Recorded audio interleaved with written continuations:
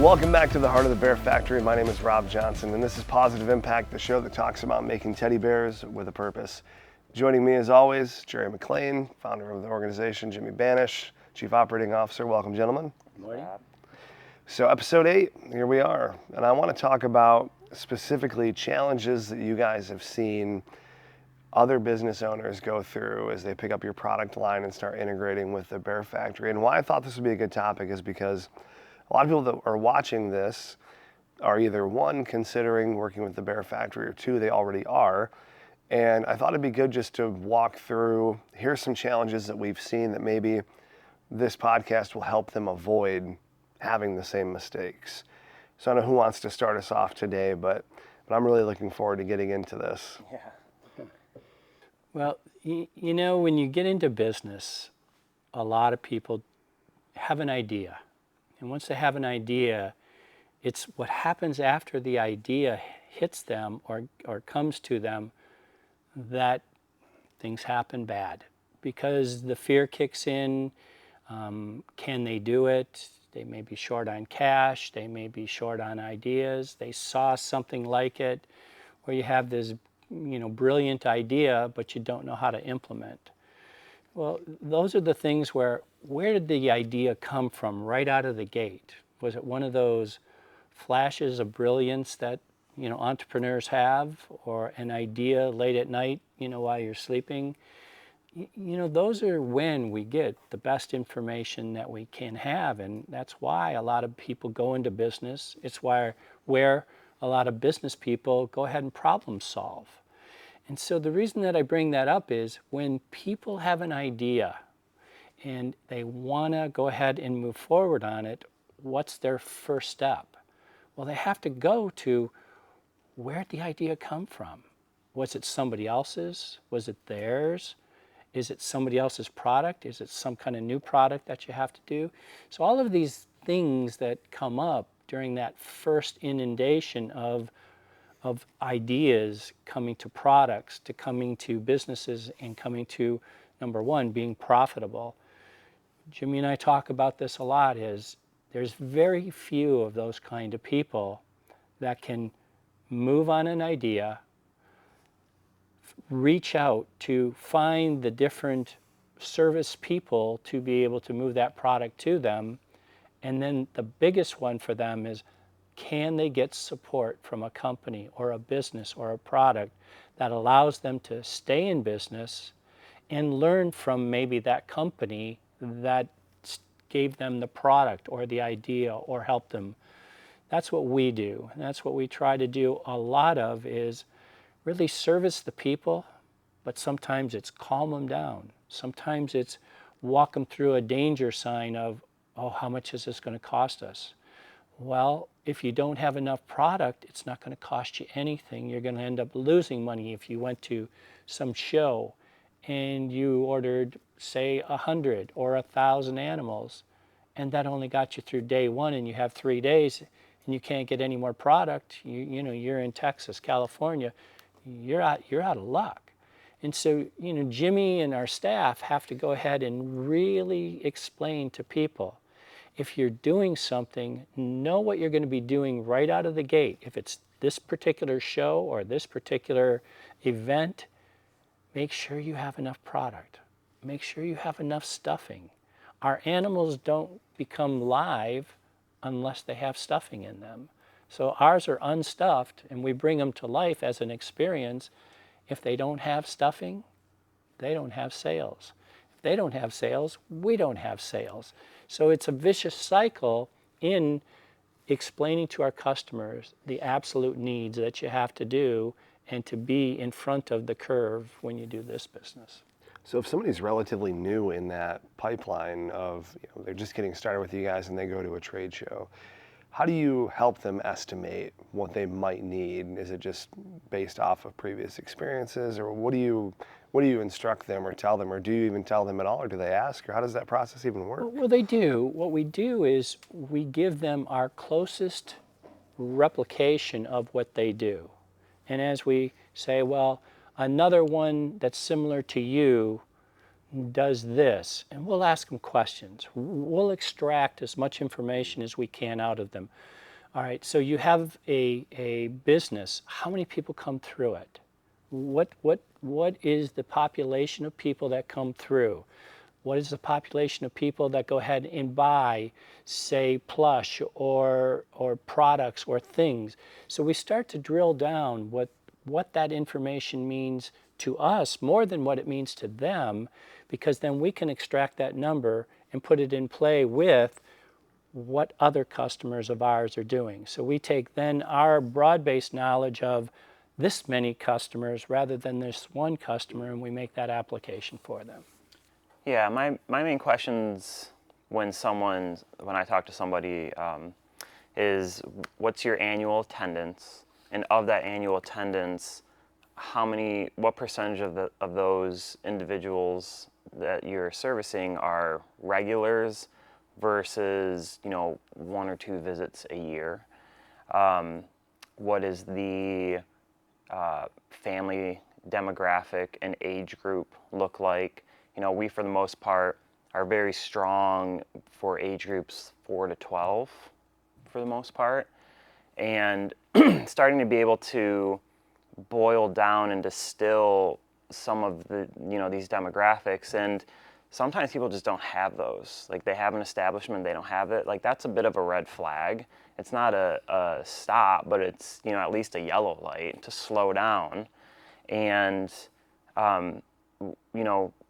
I like working with attractions because they have like existing retail models. They know their numbers, they know their seasonality of things, and we can usually extract other case studies from similar markets to be able to assist them, with regards to generally how many units they may be going through. And we're starting to really dive into, I love statistics, and I love taking like boring statistics and amplifying them and making them like fun and sexy and engaging, and taking that to provide people some more support is what we're looking to do.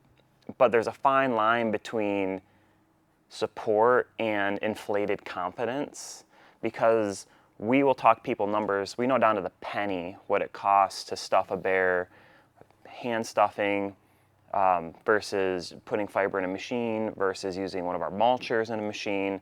We know down to the penny the cost difference, but you may get somebody who's heavy-handed when it comes to stuffing an animal. So it creeps up 5-10 cents a unit because they're overfilling. There's things like that can take place, and what we can do is present them the information. They need to take that and do something with it. And that's the fine line between that inflated confidence, where we're never going to say, you're going to make this much this year. We're never going to say that. We're going to more dissect your current business or retail model that you're looking to do and provide a recommendation of the equipment you may need, the styles that could be relevant to your industry, like a top 25 list or something, as well as how many units you should start off with and backstock with. My number one thing is overstock. Like Jerry was talking about, we've had so many times. We just had it with one of our new larger installations where they had their busiest week of the year come up. They ran out of product because they did a soft opening the weekend before. They ran out of product 4 days before the largest week of the year for their city. And we ran into transportation issues, and that's totally out of our control. We got out product as soon as we could, but running into transportation issues is out of our control. They went the whole week without stock. That was probably a $40,000 to $50,000 mistake on their end that they of missed sales. Wow. And there's only so much that we can do, and it's you're really excited. You get your animals, you have 20 of them sitting there, and you think you're good to go. All of a sudden, a wave comes through, or you're at an event, and you have 8 SKUs. Well, everyone loves this SKU. And you sell through those 20 SKUs, and now you have these sad, crying kids with annoyed parents. Because they saw another child have that animal, sitting on their back or sitting in their arms and they're carrying it around. Where did you get that? And they go to that booth or to that different place and they don't have it anymore. Yeah. So, we are a company who wants to tamp down a lot of the information that they may think they know at the beginning, because we're going to be $1 million account. Okay, we don't believe it, because we've seen through history, we've seen there's not very many of those that end up playing out that way. So we would rather tamp down and then be pleasantly surprised. But now, after all these years, we now know if it's a zoo, an aquarium, a resort, A water park. a resort hotel, we know what those do, and we know when their season is, and we can then just relay information. And the buyers are getting better and better and better. We've got certain ones that, we know their order comes in on Tuesday morning or Monday morning, and they know that order's going out Monday afternoon or Tuesday afternoon, and they're ready to do business. And so it just takes a couple weeks, maybe a month, and then they find their sweet spot. And that's what we do, is we want to make sure that we can get them in that sweet spot where they're not over ordering or under ordering. And it's really a key component of what we do. Yeah, and that comes down to I think fear, fear of buying product and not selling it. And I love this example when my 8th grade football coach, he had explained to us, you need to walk onto the field with swagger, but you're not cocky. Like, you need to walk onto that field and the other team needs to see you and be intimidated by your swagger. But if you're too cocky, then it's going to get in your head and you're going to underperform. So there's that fine line between swagger and cockiness, and I think that's what's really important is if you have the gall to start your own business or to implement this program, you need to have the swagger that you know what you're doing, you're the professional, and you're making the right business decisions. And we always talk about your quarter second. Anytime someone asks something or something comes up, what is that immediate response? Is it yes, no? Is there a question? What is that gut response? And listen to that gut response, because that's always going to be tried and true with where it leads you. And that in turn goes in hand with go to what you know. Have the confidence and the swagger to make the decisions. Obviously, ask questions when you don't know something. That's a great place for the den. People are always asking questions if they don't know something. But you need to have that swagger and that confidence. Because if you walk into an event and you understock yourself or you're unsure, your customer's gonna pick that up. You need to have the biggest, baddest experience and just know, you have to bleed out the energy that this is going to be so much fun, and you are missing out if you don't do a Stuff a Plush experience with the Bear Factory. We did a trade show in Columbus, and thank goodness we brought some extra product, because there was a line all down the aisles. We were stopping other vendors from going to all of the other booths. You're going around apologizing to people. You're giving animals away. And what Jimmy said is there's that one animal that's a blowout animal. And they get to the booth and we just ran out, and they were so upset. But, we didn't know. We didn't know that an axolotl would be the #1 animal. I didn't even know what an axolotl was, and yet it ended up being the biggest animal that we had. So, again, we're in that same boat. We have to learn with every single new launch of a new animal, how good is it going to be? We talked about, the woolly mammoth, and Jimmy came out with the environmental line, and we had a couple in that first batch. We brought that woolly mammoth in, and I thought it was a really good animal, but it sold out in 2 days, in 48 hours. Well, remember, in our business, our backstock is 3 to 4 to 5 months later. The backstock is coming in. So here you sell out of something in 2 days, and we don't have anything in the queue. It's in the queue, but it's not ready, and it's not going to be here. And you look at what that cost us, that one mistake. So we can exemplify what happens to us with one loss like that in our fear of, going too big on the back end of the restocking part of it compared to a customer at an event doing something, and all of a sudden they run out and everybody wants that one. It doesn't send a good message. So we really try to. And it happens to us too. Like we're living it right now. We our Highland Cow. I thought Highland Cow would be top 25. I just pulled the numbers this morning because we've been out of stock on it for about 2 months, and everyone's just asking questions, and I'm trying to get them shipped, and thankfully they're getting picked up next week. 30 days out. Well, I guess when you hear this podcast, it'll be here in 2 weeks. But Highland Cow is our top 3 seller over the last 18 months. I was not expecting that at all. And it probably would take a number 2 spot if we were in stock, if we had it. Well, we went to this one trade show, and there was a lot of people from Texas and Oklahoma and Arkansas, and that animal surprised me. I've been at this a while, and not too much surprises me. But it's amazing what social media does. Yeah. But I'm saying, geez, that's kind of ugly. It just the fabric on it, and it's kind of a messy fabric, and yet that's what everybody wanted, and so. Yeah, because it has it's almost like it's like a long. You got it right there if you want to grab it. Yeah. It's like a longer fur kind of thing. Yeah, and it's almost messy. Yeah. That's what I said. Because it's not cropped like you got right behind you, Jimmy. You got I don't know if that's a tiger or a lion. I can't. Yeah. But it's a lot more cropped. It's closer in where this is. But that's what people love about the Highland Cows is that it's just this mess. Like it's like Pigpen from Snoopy. Well, what's a Highland Cow? I didn't really even know.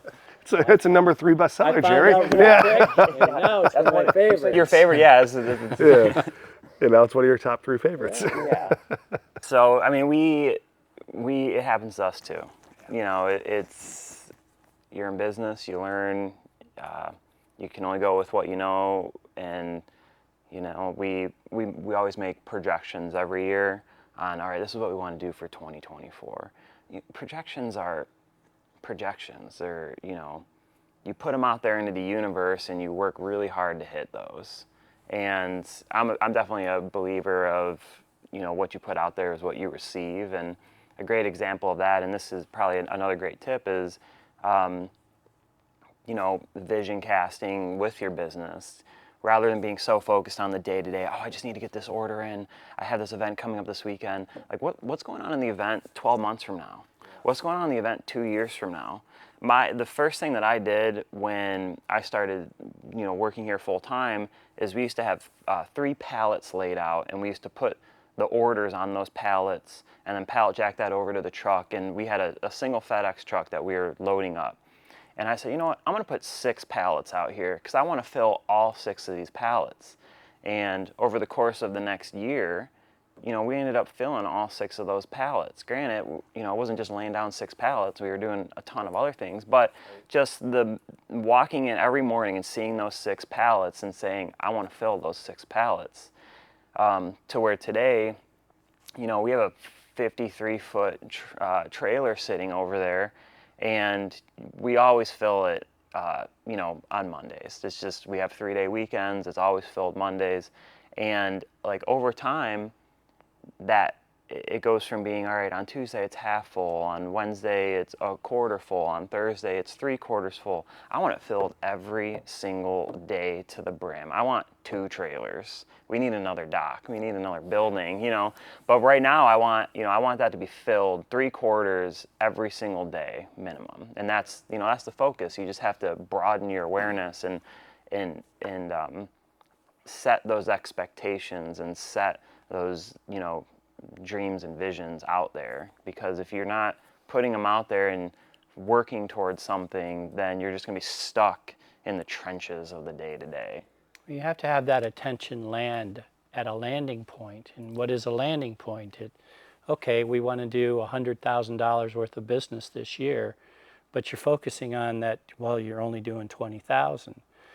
If you don't set it into motion, how are you going to ever gain, that forward movement? And so we do talk to our companies that we do business with and our customers about, how do you get there? Yeah. How do you get there? Well, number one, you better be positive. Number two, you better have a plan. And number three, you better know how to implement that plan. And that's what the staff does, is they give them really good ideas. They structure how and when they should order. So we take some of that fear off of their plate and give them a new landing point. Like one customer came and said, yeah, we're going to do $500,000 this year. Again, we've had this come up a few times. Yeah, we'll believe it when we see it. He did it. And so now we can show him. Jimmy goes to a trade show with him. They come back and they say, it's been our best trade show ever. So his business is, how far out there can he land? Sure. And that's what we're taking that particular thing that customer does, squishing it down to be able to get to that $20,000 customer, to get to $50,000. And, that's how growth happens. Yeah, and we're really focused right now on, we talked about statistics a couple episodes ago because we did a customer survey, and 48% of the people who took the survey results, they've been working with us 2 or less years. So I went and pulled the numbers. All right, what that's a staggering number. What does that equate to revenue? Well, what I've found is 48% of our customers, who make up about 20% of our revenue, they're 2 years or less. And then, some of them fade out, and then a percentage of them get to that 3-year mark. They get to that 5-year mark. They keep going. Our focus is, how do we push them and assist them over that 2-year hump? Like, what more support can we offer them? Because if we're able to take more of that 20%, that's just this constant ebb and flow and changing customer base, and we can support them and spit them out into that greater group that's more active and involved for longer periods of time. It's great for them. They know what they're doing, their experience. It's great for us because we know them, we have great working relationships, and it becomes a pretty easy account to manage. We spend probably 90% of our time on the phone with that 20%. And then the other 10% is spent on the other 80% of revenue, because a lot of these people, they know what they're doing. They just need a quick question here, a quick question there. Sure. Yeah, so there's a lot of time and energy that goes into that 20% of revenue. That is that ebb and flow, but we're doing our best to help support them to get them past that 2-year hump. Yeah, one thing that you said that I really liked, I want to circle back to for a moment, is future planning. And this is an area that I've probably gotten the most pushback with when I consult with clients on our end, is because I tell them, let's look at 1 year, 5 year, and 10 years. And the normal pushback is like, well, I don't know what's going to happen in 10 years. And it's like, great, well, none of us do. But the point is, are you thinking in long-term stretches? Because when you have that plan, it does 2 things. One, it gives you a perspective of what it's going to look like if things worked out exactly how you wanted. And 2, you're going to be planning for contingencies. What if it doesn't work out that way? You're actually going to go through the process of thinking in big stretches. So it's not to say that if you say, I'm going to go from 100,000 to 5 million in 10 years, that's exactly what's going to happen, but it's causing you to sit down and think and plan for the business, which most people are just in the day-to-day or the week-to-week, and that's a massive, massive mistake, as you guys have talked about. Mm-hmm. So I love the idea of going through that exercise, not because that's exactly what's going to happen, but because it conditions you to create good plans for the business. Yeah, I think Jerry and I don't butt heads often. When we do butt heads, it's when it comes to the numbers and spending, because I'm taking big swings for that 10-year, you know, and I like taking big swings, and I've had some whiffs for sure, and He struck out a few times too. but Jerry, like, we're a great blend of just lots of experience and being very conservative and like high energy. What I know doesn't hurt me, and you know, I'll learn as I go. Sometimes it hurts me. But it's a good blend where we meet in the middle, and it's this very harmonious relationship that we have that has really allowed us as a family with Kia to really take the business and grow the business, you know, ever since 2017 now. Well, one of the things in business is, can you duplicate? So, you know, you look at an athlete and they have a really good game. And what do they want to do? Do they become superstitious? And do they put their equipment on the same way? Do they do everything the same way? Do they eat the same food? To be able to duplicate that same thing that they did when they had a great game. We do the same thing. We're very duplicated orientated, because if we do the same thing and we know we won or it worked out, we can now pass that duplicatable process on to our customers. Once you're able to do that, they're going to win, because we've got 20 some years of history that we've duplicated, and for that reason, that's what we sell. Mm-hmm. Yeah, we like leaning into our customers, and I know we've touched on that a little bit. You know, rather than spending tons of money we're doing more outbound sales now, but leaning into existing partnerships and relationships creates stronger relationships and just better results, I feel. Where Jerry's mentioned, you know, the customers who say, oh, I'm going to do 300,000 this year. I've had one customer ever do that. Shout out to you, Craig. And he's, you know, this particular customer, we've really leaned into him and his segment and his team. And, you know, we text all the time. We have a great relationship. Probably one of the funnest and easiest customers that I get to work with. But they're super happy. We're super happy. And it just rolls. But that, you know, finding the right customers to lean into and support fully, that's what we really like to focus on, rather than trying to pull every single customer. Well, it's easier to help out a customer you already have than to go out and have the cost of acquisition of a new customer. Right. Yeah, we're even in our wholesale applications, we've always had to verify companies that they're even businesses, and we get a lot of accounts now. We put 2 questions that have really driven if they're getting approved or not. It's what's your projected open spend, and what's your annual Plush spend currently. And if they're like, I'm going to spend $200 and my yearly spend is $2,000, or you know, it's just something under $5,000, we usually push them to one of our retail customers, because I hate to say it, like, we're at capacity with But that. that's not our customer. That customer is, you know, for one of the people that we already serve. Yeah, we're being a lot more selective, and we want people who want to be doing $20,000-$25,000 worth of Plush a year. Like those are who we're focused on, rather than these smaller groups. And that's where, you know, we talked about the vision, the swagger, the confidence. You know, if someone comes in and they say, I'm going to buy $10,000 worth of product, how much do you purchase in Plush right now? None. Just found out about this, want to incorporate it in our business. Let's talk. You're willing to make the investment. Let's talk. You know, you're ready to go.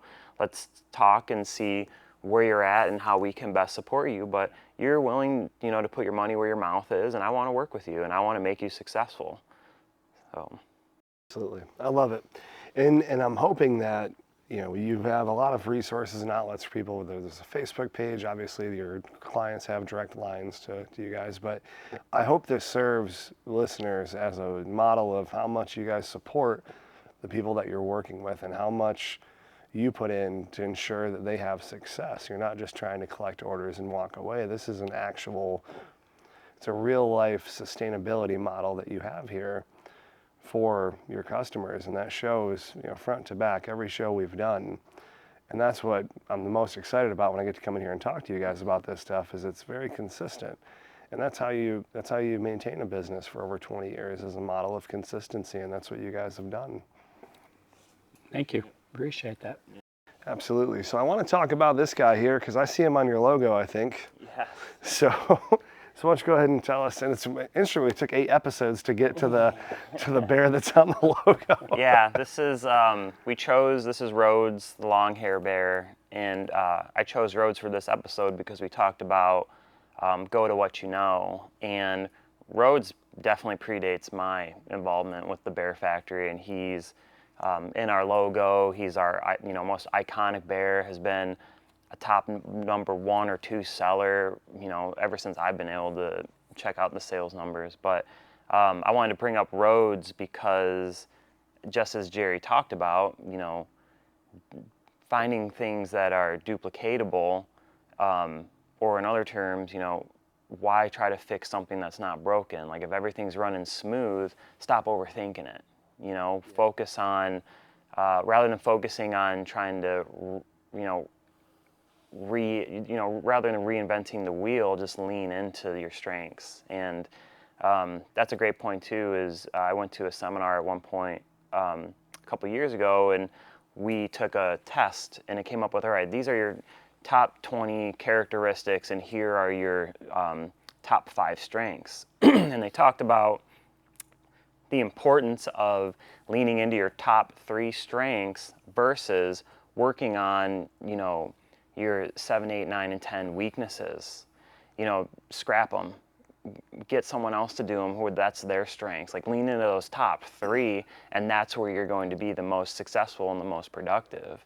And Rhodes, I think, is a testament just to leaning into that philosophy, as well as he's a great bestseller. He's been sitting on the line. He'll probably sit in the line for another 23, 4 years. And, we've never even changed anything on him for the most part, except for, he's pre-filled with recycled polyfiber because it's on point with our other sustainable textiles that we do now. But the fabric, he's a virgin polyester plush. I've tried to get recycled, but for the length of the pile, the quality isn't there. So I love all the sustainable items that we have in the line, but he's just a very classic bear that we're still very proud of, and he speaks to just the roots of the company. Rhodes is the epitome of the 80-20 rule. In business, support your 80, drop your 20, and you become a successful business. He is one of those animals that he was introduced 22 years ago. So for an animal to go through literally no changes in 22 years, that's a testament of time and making sure that the detail orientation of face and fabric and body style, that's where you spend your time and your money. That's where you make your money. I love it. Well, guys, thank you both. Certainly appreciate it. Anything else before we close? No, it's perfect. Appreciate it, Rob. All right, very good. Thanks, guys. All right, everyone, that's going to wrap up another episode of Pawsitive Impact. Certainly appreciate everybody watching. If you're looking on YouTube, please go ahead and subscribe to stay tuned to the latest and greatest coming out of the Bear Factory. Apart from that, we'll catch you on the next one. Take care.